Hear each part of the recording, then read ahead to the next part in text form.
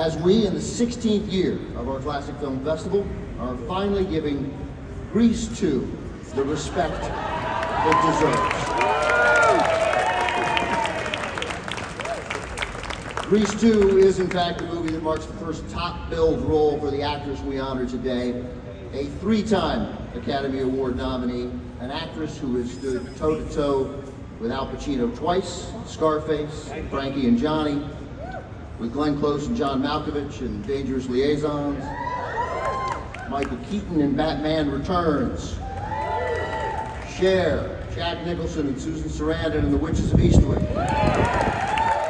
with both brothers Bridges in The Fabulous Baker Boys, Daniel Day-Lewis in The Age of Innocence, George Clooney in One Fine Day, Harrison Ford in What Lies Beneath, as an intriguingly complicated spy with Sean Connery in The Russia House, with Robert De Niro in The Wizard of Oz.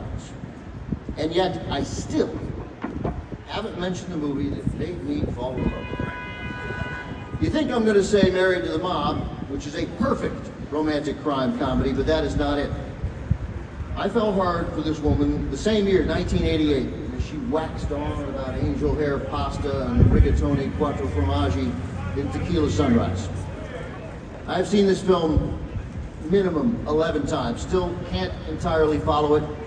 Doesn't matter. It all works because, like Mel Gibson and Kurt Russell in the movie, everybody was dazzled by Michelle Pfeiffer. Now, back to Grease 2. Look, she wanted a whole lot more than the boy next door. She wanted hell on wheels. I know enough actors to know that what Michelle Pfeiffer does isn't easy, but there is an effortless quality to her performances. An ability to convey this relatable honesty to every single character she inhabits. Whether she's singing Cool Rider to Maxwell Caulfield, exposing her aching heartbreak as John Malkovich coldly rejects her, or as she lends this unexpected humanity to Ruth Madoff, forced to confront her guilt and responsibility as the wife of Bernie Madoff. She has been so good for so long that you might forget that she looks like Michelle Pfeiffer. I mean, this is an actor who fooled Martin Scorsese, who, I'm given to understand, knows how movies are made. After he saw her in Jonathan Demme's Married to the Mob, he told her he thought she was a brunette from Jersey. She isn't. But as a man married to a brunette from Jersey, I can tell you that she nailed it. She has been at it for 45 years. She was already great when she started, and she has only gotten better. To help us salute Michelle Pfeiffer this morning, please welcome to the stage two young women who grew up idolizing Michelle and her work and now find themselves her friend and colleague, Dakota and Elle.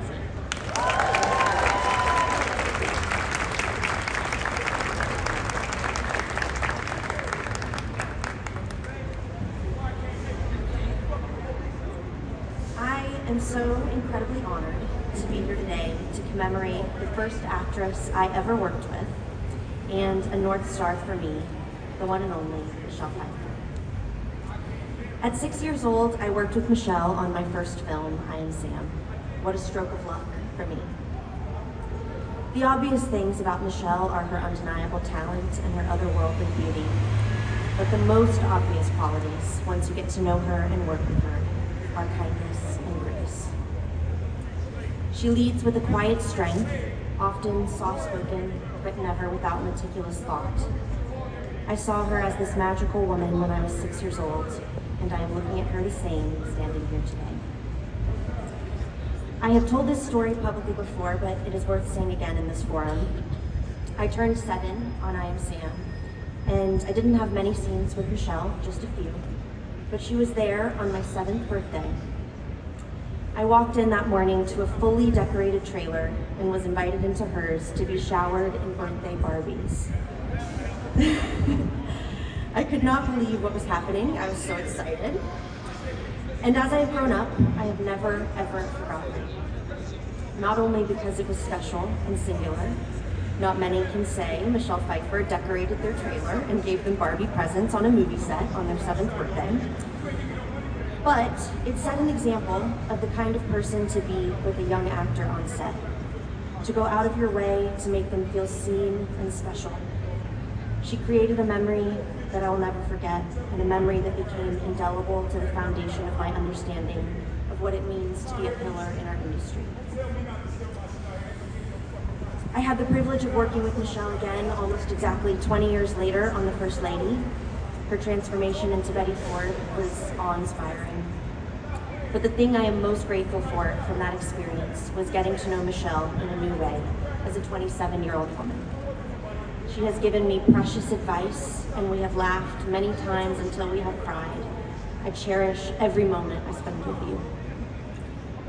The overt gestures are the fun stories to tell, but the way you conduct yourself in the quiet moments in between are the true landmarks of your character. I remember being a little girl and visiting this magical place of hand and footprints, placing my tiny hand into the hands of all the movie stars.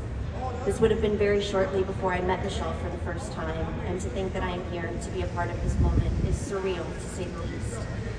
There is no one more deserving of being commemorated in this way than Michelle.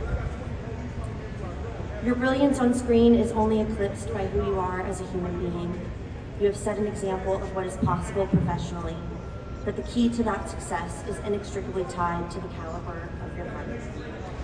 I hope you feel seen today in the way you have always seen me and countless others. You are exceptional in all the ways to count. It is a joy to celebrate you, and I love you very much.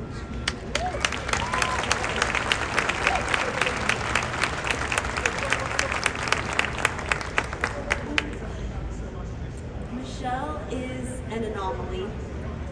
She's brought to life such an array of characters, each with a level of depth, specificity, volume, and realness that her prowess is just a fact that's shared by all. Michelle is a once-in-a-lifetime actor. And I first worked with Michelle on Maleficent, Mistress of Evil.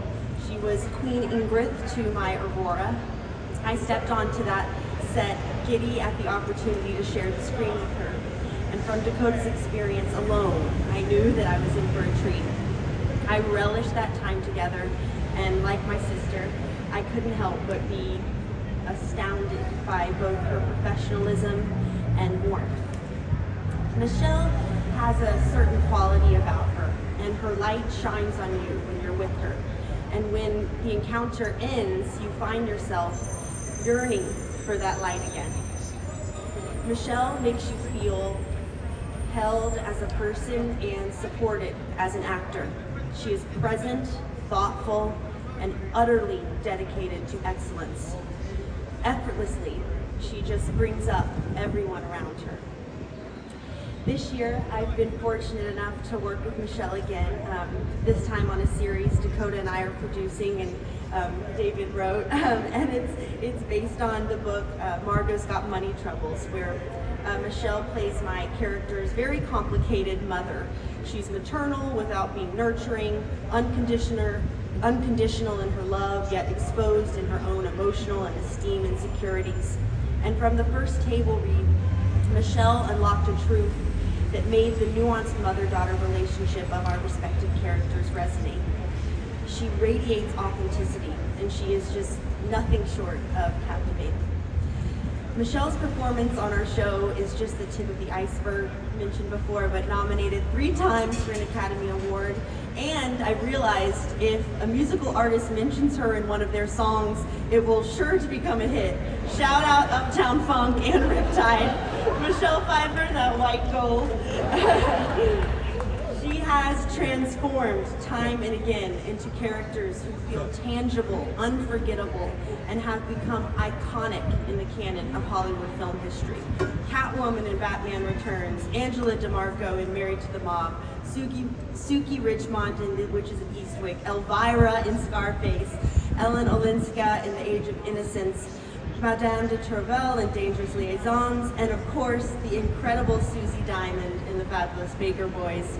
Michelle slithering in red on that piano, belting, making whoopee, is ingrained in our minds forever.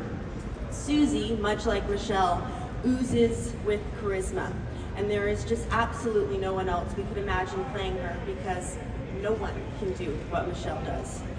The character's texture and depth are a direct result of her dedication, She excavates within the character a heartbeat and purpose that makes her radiate on screen. She is masterful in her craft. Michelle, you are an inspiration for both your art and the shining example you set as a person. Thank you for all that you do and all that you are. And I'm just so grateful to be here today to celebrate your brilliance, and I love you so much. So please welcome to the stage the one and only Michelle Pfeiffer.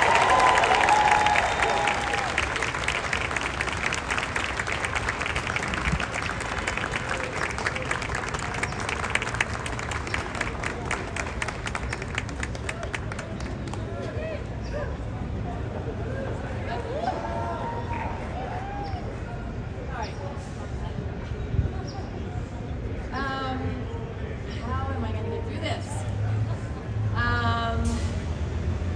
Well, I have worked with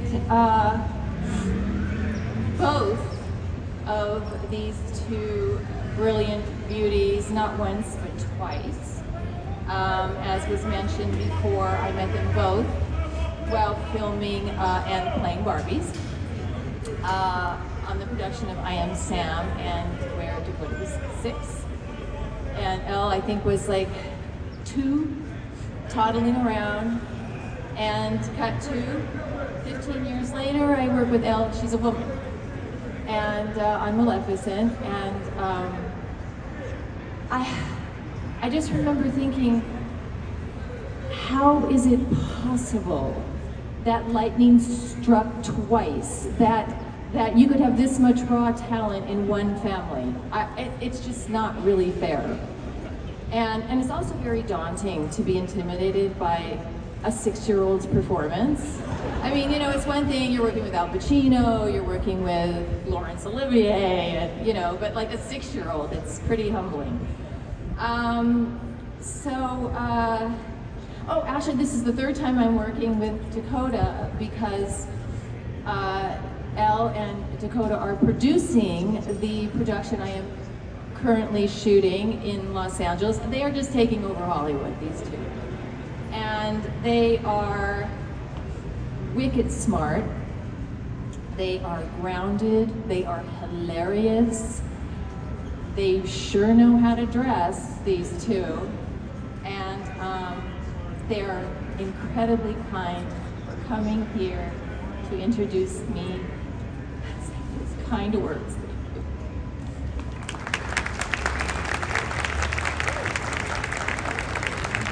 I'm such a crybaby. So my junior year in high school, I took a theater class for the sole purpose of getting some easy English credits. And I caught the bug. I didn't expect it. I thought the theater people were kind of odd. And, but very soon, I discovered that I fit right in. And I had this immediate sense of belonging.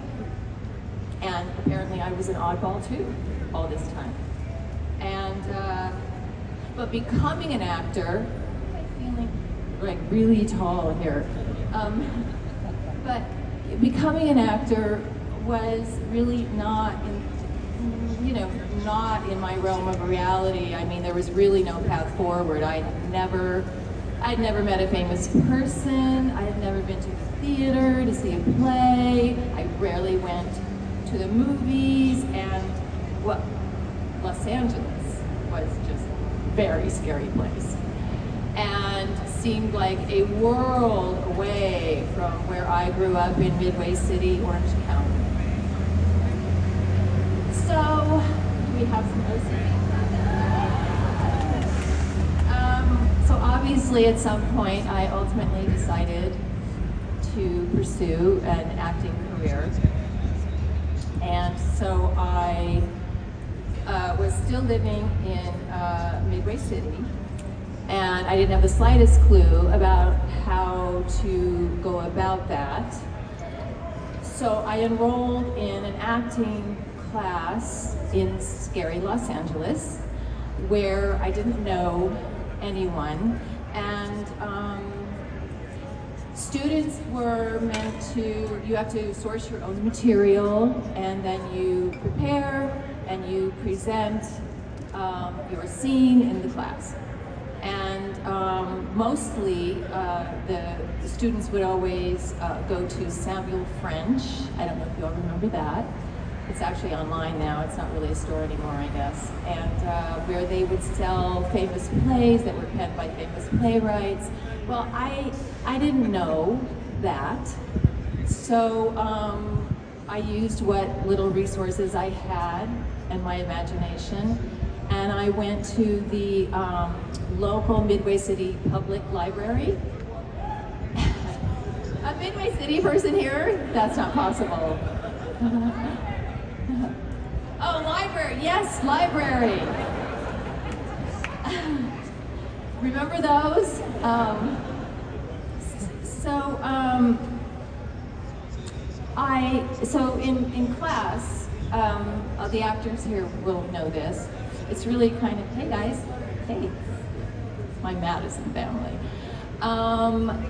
You would source your material, you would prepare your scene, and then you would get in front of like you guys would all be the students, and then the teacher would sit right in front, and they're all kind of, and you would finish the scene, and you would sit there, and you would wait for your critique. And so I did my scene. And the teacher's just kind of looking at me, and he said, what is this play? And I said, and I told him the name, can't remember. And he said, sorry, who wrote this? And where did you find this material? At the library. And the class kind of snickered, and they all thought that was really cute, and he just looked at me like I was some foreign alien. And as much of a odd man out that I was, I had that same deep sense of belonging.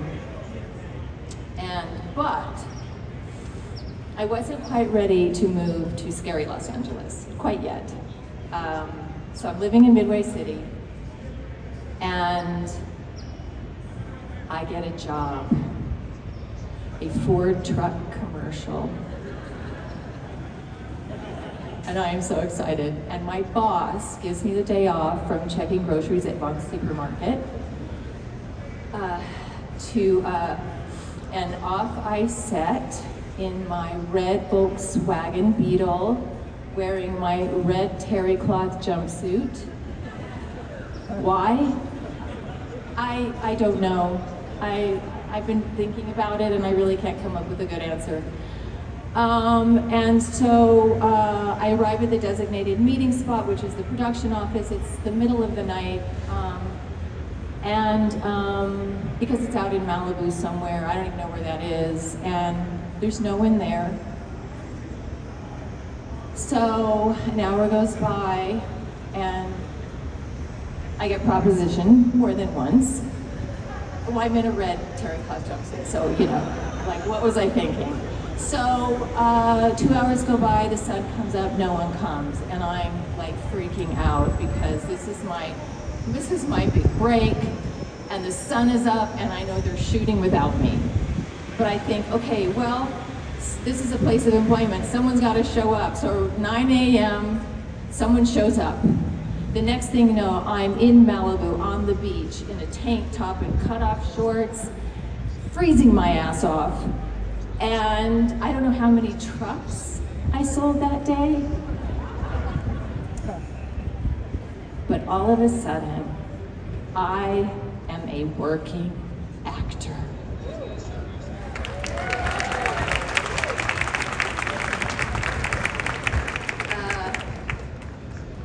And 40 plus years later, I am still showing up in the middle of the night, freezing my ass off. And I still love my job. Maybe I love it now more honestly, than I ever have. I love actors, I love directors, I love writers, I love crews.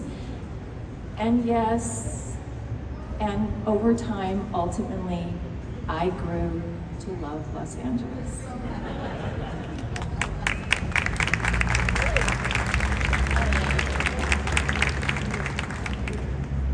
This is my home. I look out at so many of my friends, my family, my colleagues, and this is home. And it's not such a scary place. It's actually a place where I and so many others feel safe to be who they were meant to become.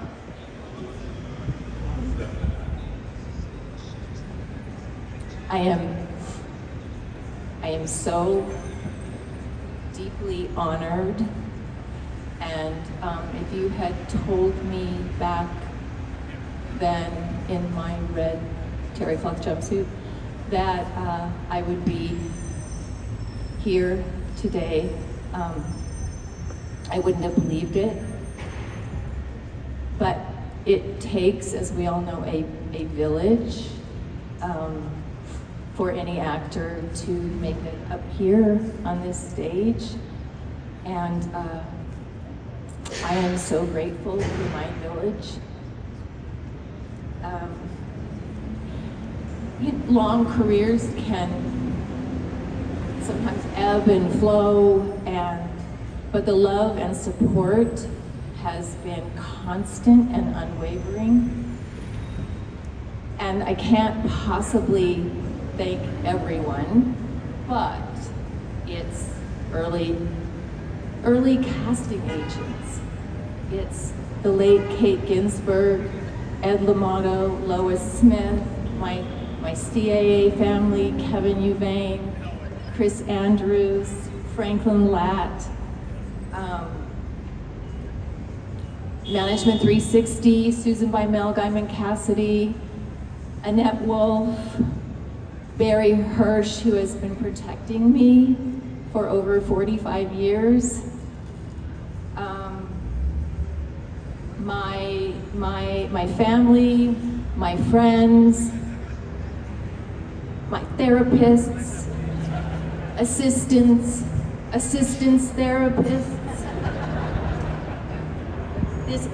This industry has given me so much.